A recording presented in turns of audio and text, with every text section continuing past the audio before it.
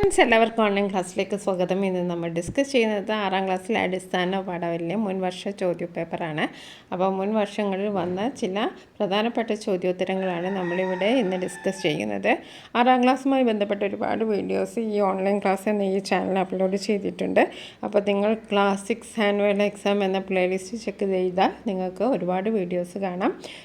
Previous question paper discuss ചെയ്യുന്ന വഴി നിങ്ങൾക്ക് ക്വസ്റ്റ്യൻ്റെ പാറ്റേൺ മനസ്സിലാക്കാനും അതേപോലെ തന്നെ റിപ്പീറ്റഡ് ക്വസ്റ്റ്യൻസ് എന്തെങ്കിലും ഉണ്ടെങ്കിൽ അത് മനസ്സിലാകാനും നിങ്ങൾക്ക് സഹായിക്കും. അപ്പോൾ നമുക്ക് ആദ്യത്തെ ചോദ്യത്തിലേക്ക് പോകാം.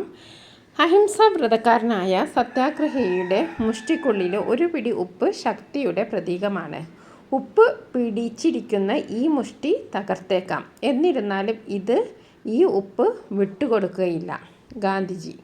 ഉപ്പ് ശക്തിയുടെ പ്രതീകമാണെന്ന് സത്യാഗ്രഹികൾ തെളിയിച്ചതെങ്ങനെയെന്ന് വിശദമാക്കുന്ന കുറിപ്പ് തയ്യാറാക്കുക.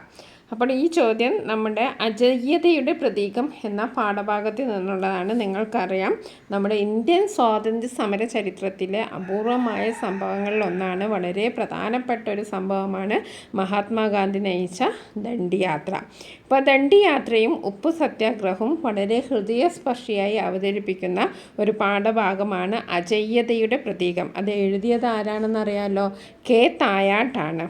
ഓക്കെ, അപ്പോൾ അതിലെ ഒരു ചോദ്യോത്തരം ഇവിടെ എന്താണ് പറഞ്ഞിരിക്കുന്നത്? ഉപ്പ് പിടിച്ചിരിക്കുന്ന ഈ മുഷ്ടി നിങ്ങൾക്ക് തകർക്കാൻ പറ്റും, എന്നിരുന്നാലും ഈ ഉപ്പ് വിട്ടുകൊടുക്കില്ല എന്നാണ് ഗാന്ധിജി പറഞ്ഞത്. അപ്പോൾ നമുക്കതിൻ്റെ ഉത്തരം നോക്കാം. ഉപ്പ് വാരിയെടുത്ത വലതുകൈ ഉയർത്തിപ്പിടിച്ചുകൊണ്ട് ഗാന്ധിജി പറഞ്ഞ വാക്കുകളുടെ പൊരുൾ ഇതാണ്: ഉപ്പ് ശക്തിയുടെ പ്രതീകമാണ്. ഗാന്ധിജിയുടെ ഈ വാക്കുകൾ പാഴായില്ല. കൈപ്പത്തിക്കുള്ളിൽ ഒരു പിടി ഉപ്പ് സംരക്ഷിക്കാൻ വേണ്ടി അഭിമാനിയായ ഇന്ത്യക്കാരൻ പോലീസിനെ തച്ചു തകർക്കാൻ തലമണ്ട നീട്ടിക്കൊടുത്തു. വെടിവയ്ക്കാൻ വിരിമാറ് കാട്ടി. മർദ്ദനമേറ്റ് നിലം പതിക്കുമ്പോഴും ഉപ്പും തരികൾ ചിതറിപ്പോകാതിരിക്കാൻ മുഷ്ടി നെഞ്ചോട് അമർത്തിപ്പിടിച്ചു. സ്വാതന്ത്ര്യ സമര ഭടൻ്റെ മുഷ്ടിക്കുള്ളിലെ ഉപ്പ് അങ്ങനെ അജയ്യതയുടെ പ്രതീകമായി മാറി.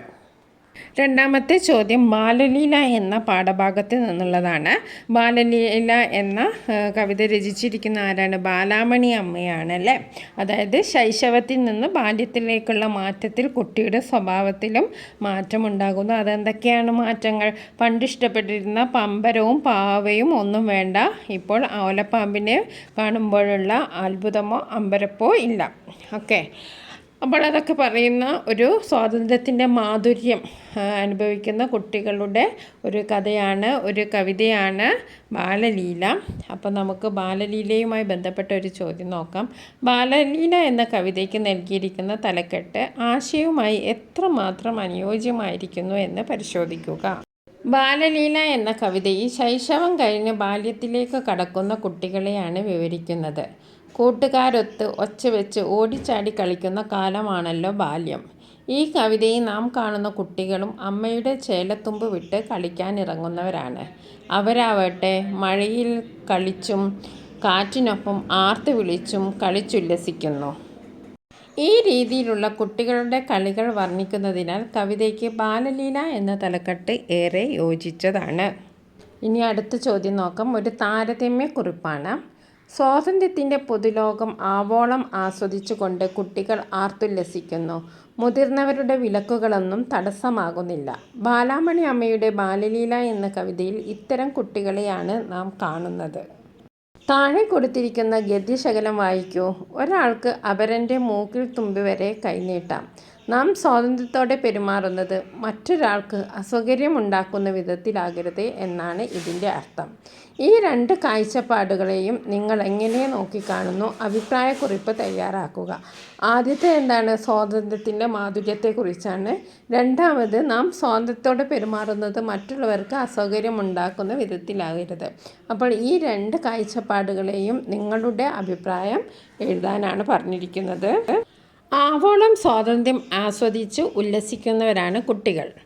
അതിന് മുതിർന്നവരുടെ വാക്കുകൾ തടസ്സമാവുന്നില്ല. അവരുടെ വാക്കുകൾ തള്ളിക്കളഞ്ഞുകൊണ്ടുള്ള കുട്ടികളുടെ സ്വതന്ത്രമായ ലോകത്തെയാണ് ബാലാമണി അമ്മയുടെ ബാലലീല എന്ന കവിതയിൽ നാം കാണുന്നത്.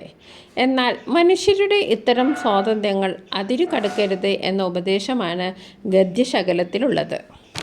അതായത് മറ്റുള്ളവർക്ക് അസൗകര്യമുണ്ടാക്കുന്ന വിധത്തിൽ നാം പെരുമാറരുത്.